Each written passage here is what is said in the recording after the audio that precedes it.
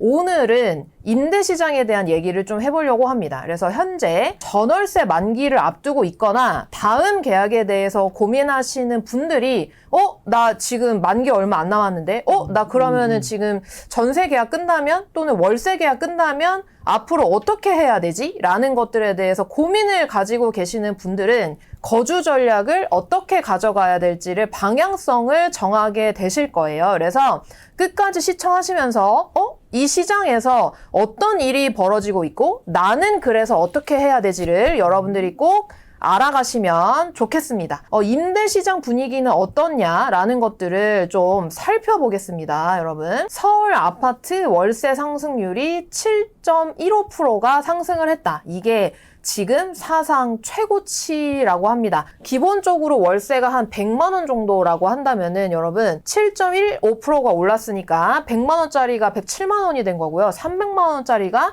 21만 원이 오른 거여서 이 비율이 곱하기이기 때문에 이게 꽤 높게 오른 겁니다. 그리고 강북 전세는 실종됐다라는 얘기가 나와요. 그래서 이거랑 연결돼서 또 어떤 얘기가 나오냐면은 노원, 중랑, 도봉 전세뿐만 아니라 실제로 강남이나 뭐 동작구나 관악구나 이런 데에 있는 지역들도 실제로 시세를 확인을 해봤을 때 대단지 뭐 1000세대 기준으로 해가지고 전세 한 2-3개 정도 이렇게 있는 정도로 지금 전세가 굉장히 없는 상황이고요. 강서구의 2000세대 단지의 전세 매물 하나다. 서울에만 지금 국한되어 있는 게 아니라요. 지방에서도 전세 매물 도대체 어디 갔냐. 전세 매물 찾으러 세입자분들이 발을 동동거리고 지방에서도 지금 전세난이 나타나고 있다라는 기사 제목들이 지금 나오고 있어요. 구체적으로 어떤 일이 벌어지고 있는지를 좀 더 구체적으로 보겠습니다. 서울 아파트 전세 매물이 올해 들어 20.9%가 감소했다고 해요. 그리고 서울 아파트 평균 월세 가격이 24년 10월에는 한 134만 원 정도 됐었는데 지금 9월 10월로 넘어오면서 평균 월세 가격이 144만 원이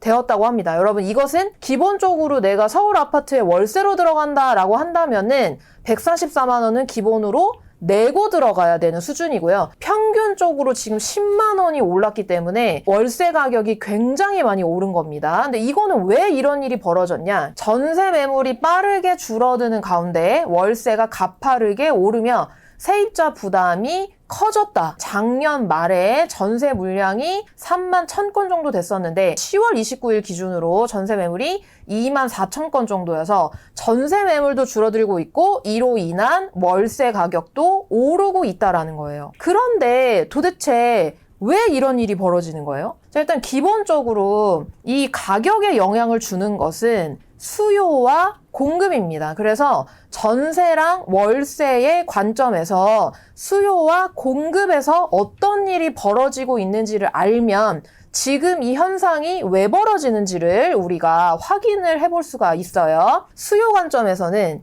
1주택자의 전세대출 DSR 제한하는 규제가 나오면서 이 DSR 제한하는 정책이 나왔고요. 스트레스 DSR 금리가 이제 올라가기 시작하면서 내가 예전에 받았던 전세대출 한도가 5억이었다라고 한다면은 이 한도가 줄어들므로 인해서 나는 전세를 가고 싶지만 돈이 없기 때문에 누가 요새 여러분 전세를 현금으로 다 들고 들어가는 사람이 몇이나 되겠습니까? 그거를 이제 대출을 일으켜서 들어갔는데 이 대출 한도를 줄이게 되는 거예요. 그리고 1주택자의 신규 전세 대출을 받으려고 할 때는 이걸 아예 정부에서 제한을 시켜버렸습니다. 그러니까 무주택자들의 전세 대출은 가능하지만 전체적으로 DSR에 대한 한도가 줄어들게 되고 1주택자분들은 전세 대출을 받으려고 해도 전세 대출이 안 나오게 되는 거죠. 그러니까 내가 은행에 가서 안녕하세요. 제가 이번에 전세 새로 이렇게 대출 받으려고 하는데요. 가능할까요? 라고 물어봤어요. 그러니까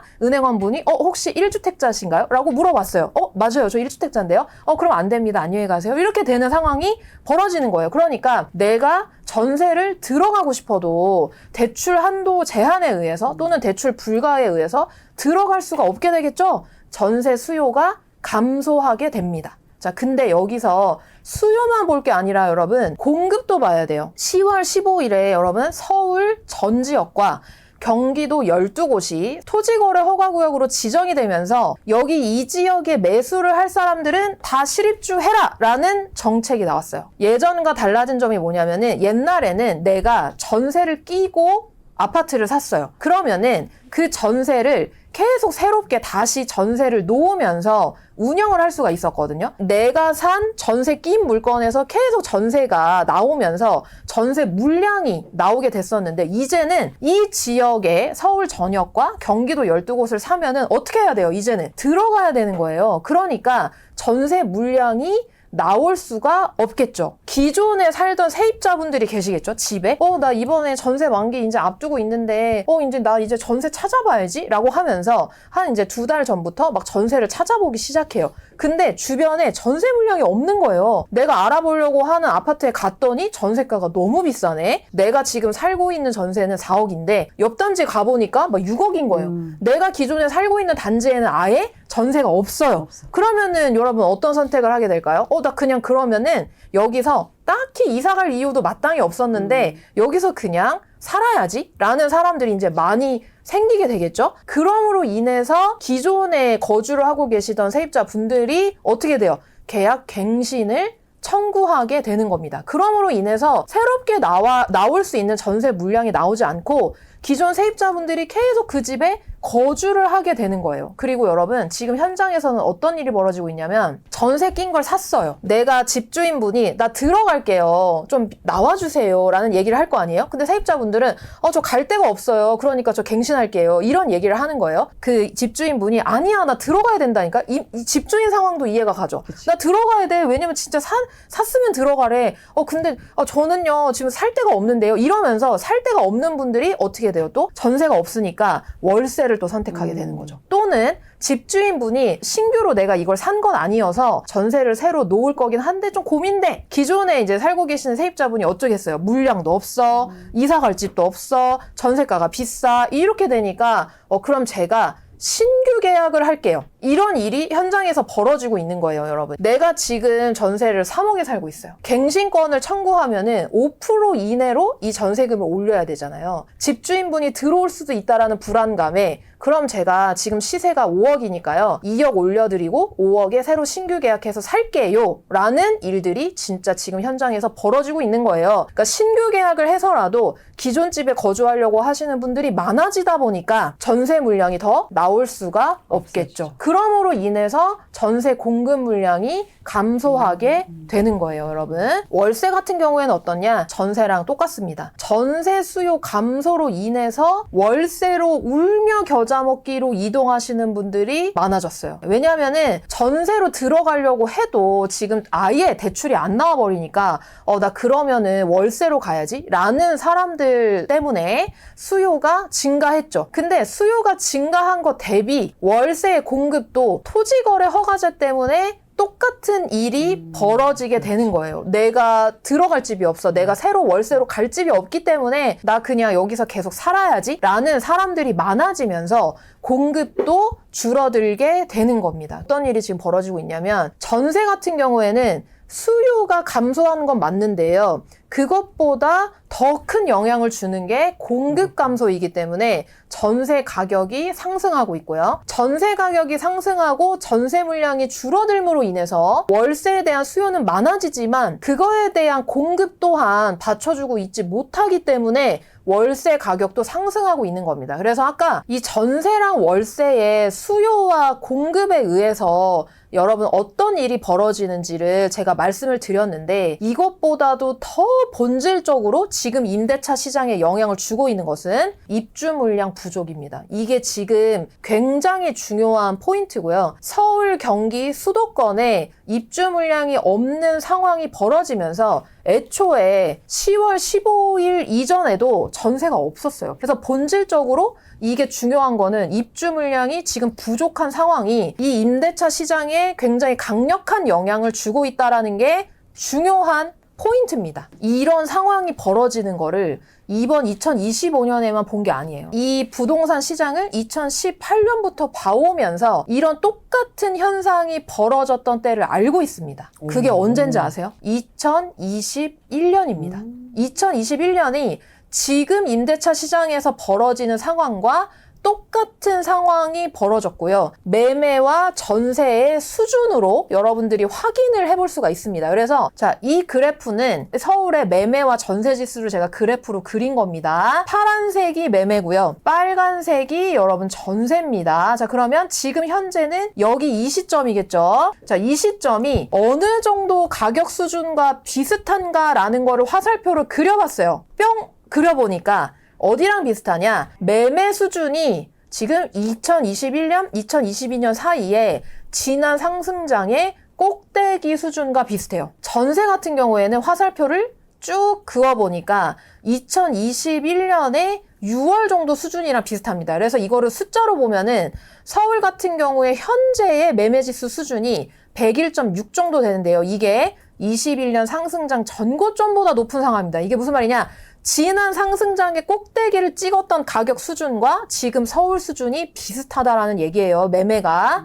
그 다음에 전세 같은 경우에는 21년 6월 정도랑 비슷한 수준이어서 이미 전세가가 많이 올라간 수준 2021년이랑 비슷한 수준이다라는 거를 저희가 확인을 해볼 수가 있습니다. 자, 그러면은 서울만 그러냐? 자, 경기도도 그런지 한번 볼게요, 여러분. 매매를 쭉 구워봤더니 전세랑 경기도가 10월 20일 기준으로 86.9인데요. 이거랑 비슷한 수준이 언제냐면은 21년 4월입니다.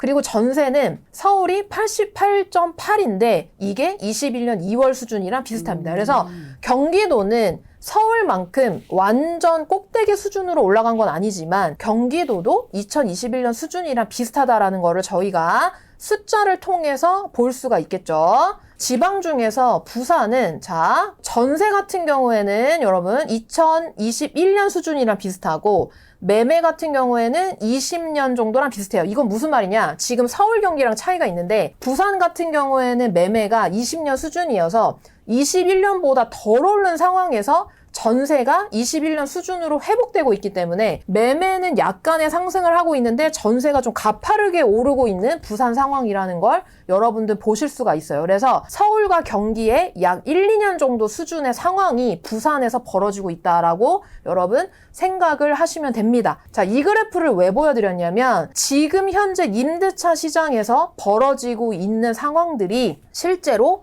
2021년에도 동일하게 벌어졌고 그때의 가격 수준이 지금 현재와 어느 정도 비슷한지를 여러분들한테 객관적으로 말씀드리려고 이 그래프를 본 겁니다. 여러분, 그러면 우리가 맞네.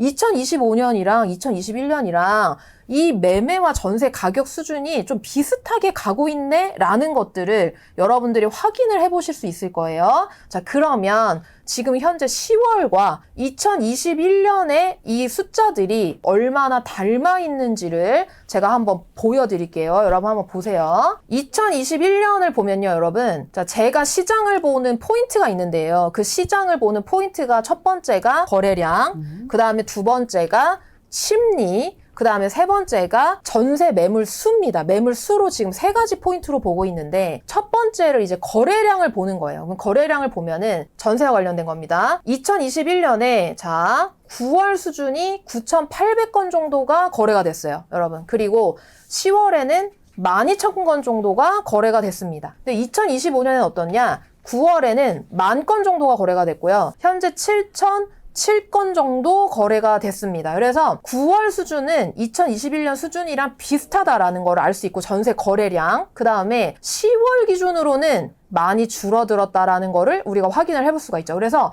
2021년보다 지금 2025년 현재가 전세 거래가 덜 되고 있다. 그거는 왜 그러냐? 전세 물량 자체가 여러분 줄어들고 있는 상황이기 때문에 그렇습니다. 자, 그러면 전세 심리는 어떻냐? 제가 보고 있는 지수가 전세 수급 지수입니다. 전세 수급 지수는 뭐냐면은 부동산 사장님들한테 물어보는 거예요. 자, 지금 시장에 전세가 충분한 것 같아요? 부족한 것 같아요? 사장님, 어떤 것 같아요? 저요? 저 현장 가보니까 지금 전세가 너무 부족한 것 같은데요? 라고 하는 사람들이 많아지면 숫자가 100 이상을 찍고요. 그 숫자가 높아지면 높아질수록 전세가 부족하다라고 현장에서 실제로 느끼고 있는 겁니다. 자, 그럼 보세요, 여러분. 2021년에 전세 수급 지수가 151.2였어요. 100을 기준으로 해가지고 전세가 부족하다라고 느끼는 사람들의 강도가 150 정도인 거예요. 엄청 큰 겁니다, 이거는. 근데 2025년 와보니까 어때요? 156.7이에요.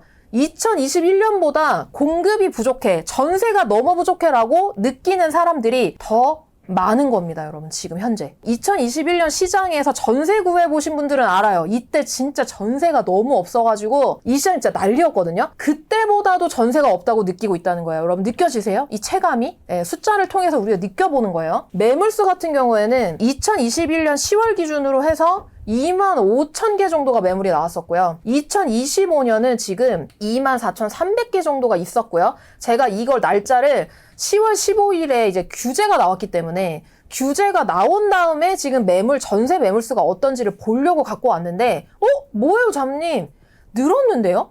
24,861개로 늘었는데요? 여러분 이건 왜 그러냐면 우리가 소위 이런 표현을 합니다. 2025년 10월 15일부터 10월 20일까지 이 토지거래 허가구역에 규제가 적용되기 전 이 5일 동안에 정말 많은 사람들이 거래를 했습니다. 왜냐면은 토지거래 허가구역으로 지정되면은 아예 어떻게 돼요? 아예 내가 전세를 끼고 살 수가 없는 거예요. 그러니까 이때 사두자라고 하면서 어떤 표현이 나왔냐? 5일장이라는 표현이 나왔습니다. 이 5일장 안에 내가 사야지 라는 그런 마음을 먹고 거래하신 분들이 굉장히 많았어요. 그래서 그때에 사신 분들의 전세 물량이 반영이 돼서 전세 개수가 좀 늘어난 것 같은데요, 여러분. 실질적으로 현장에 나오는 전세 물량은 정말 적습니다. 제가 시세를 확인하려고 한 5개 단지 눌러보잖아요. 그러면은 총 합쳐서 10개도 안 돼요.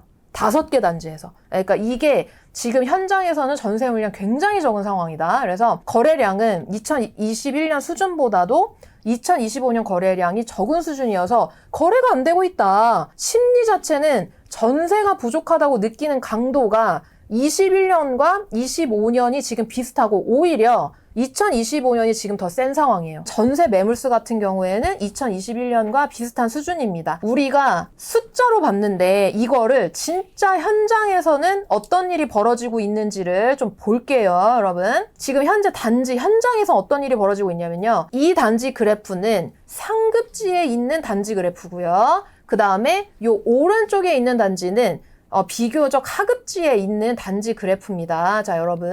그래서 왼쪽을 보면요. 지금 여기 보면은 갱신. 여러분 써 있는 거 보이세요? 갱. 그러니까 이게 갱신 계약을 하시는 세입자분들이 굉장히 많고 갱신 계약을 하지 않는다고 하더라도 지금 현재 전세 실거래가가 12억이에요. 근데 이 단지의 전세 최고가를 찍었던 게 13억이거든요.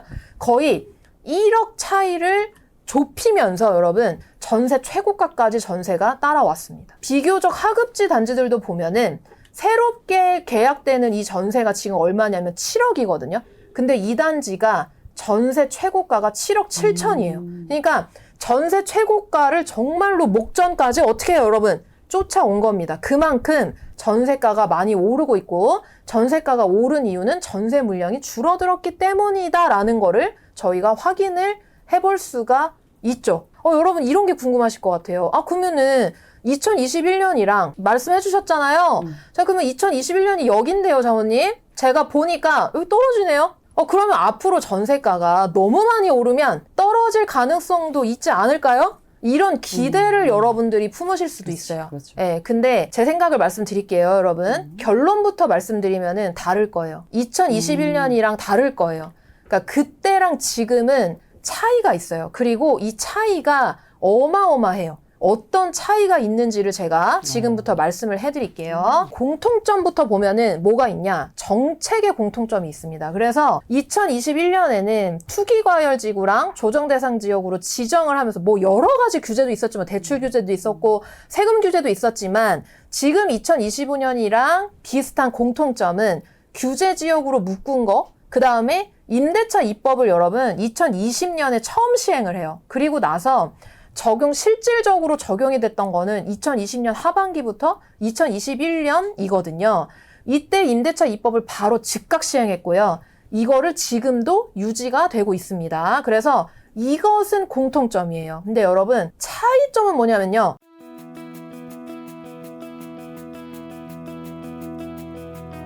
금리가 차이가 있습니다. 이제 국토교통부에서 나온 자료를 보면요. 2021년에는 이 신용대출 금리가 7%까지 올라갔어요, 여러분.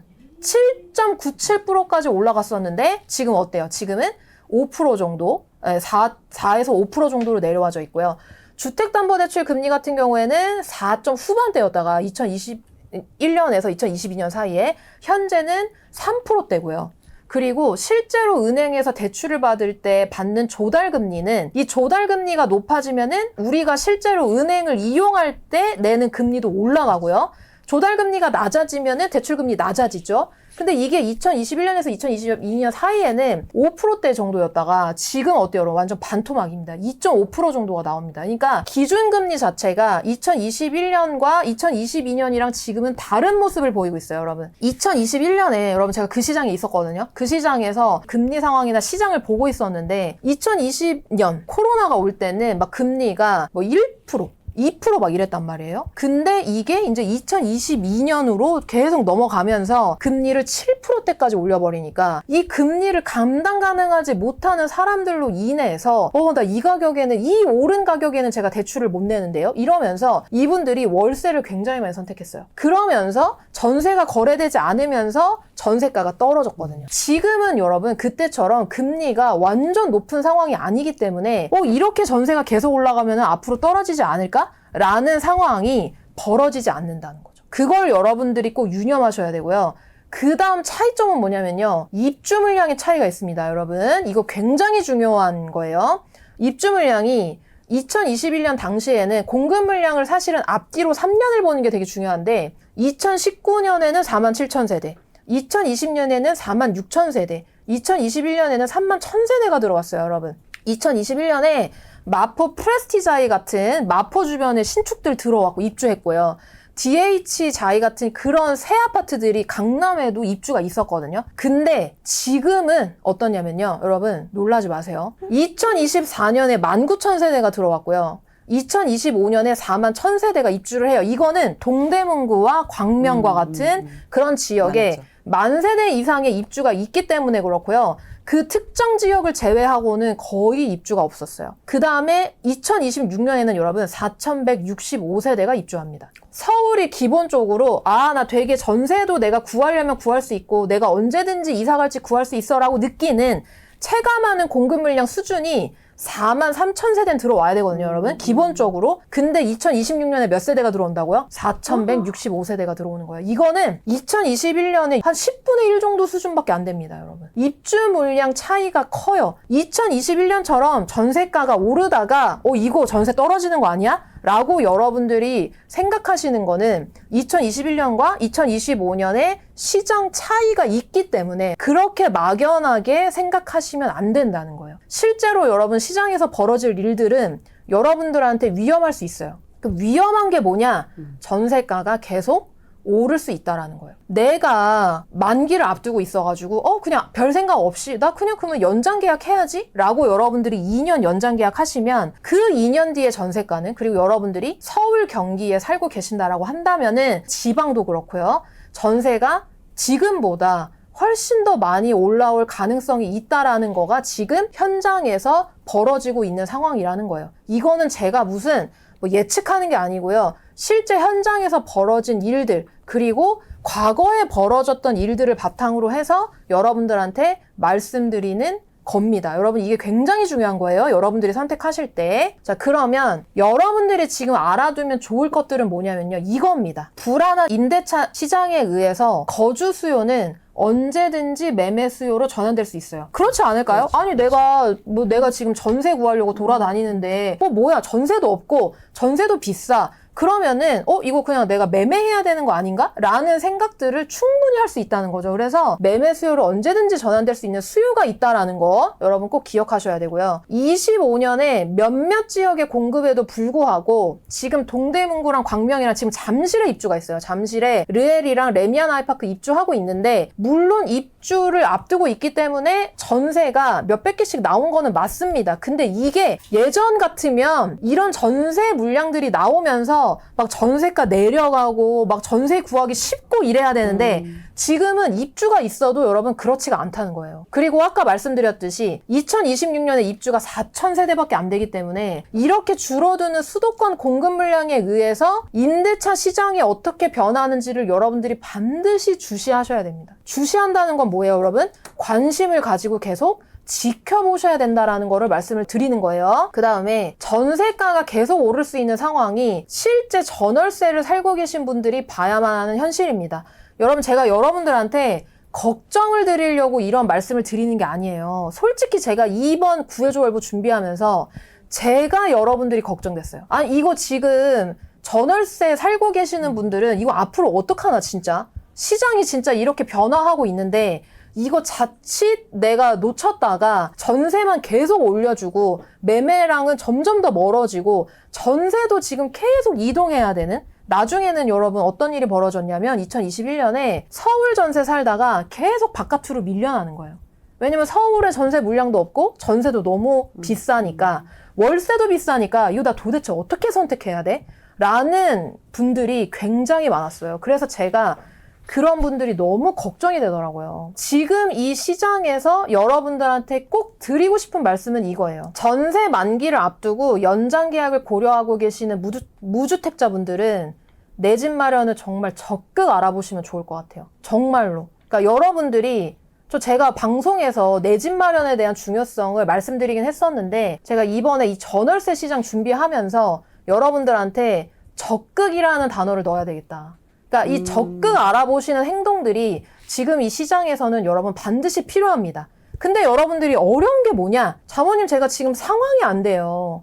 전세 만기도 많이 남았고요. 또는 제가 지금 결혼 시점에 내 집 마련하려고 했어요. 또는 아이 학교가 있어가지고 제가 이동을 못해요. 라는 상황도 있으실 것 같고요. 정책적으로 대출 규제가 나오면서 한도가 줄어들어서 제가 지금 내 집 마련 보려고 했는데 못해요 라고 하시는 분들 많으실 것 같아요. 자, 그런데요, 이런 상황보다도 한도가 줄어들었죠. 여러분 알아요. 속상하죠? 예. 그리고 아니 내가 내 집 사겠다는데 왜 내 한도를 줄여? 라는 마음도 여러분 많이 드실 거예요. 저 알아요. 근데 한도가 줄어든 상황이긴 하지만 여러분들의 맞는 예산 안에서 내 집 마련에 대해서 여러분들이 어디를 갈 수 있는지를 반드시 알아보고 공부해야 되는 시장이라고 저는 생각을 합니다. 여러분 상황에 의거해서 선택하시기보다는 지금 전월세 시장이 어떻게 움직이고 있는지를 알고 여러분들이 이것을 선택의 기준으로 가져가시는 게 너무 중요하다는 말씀을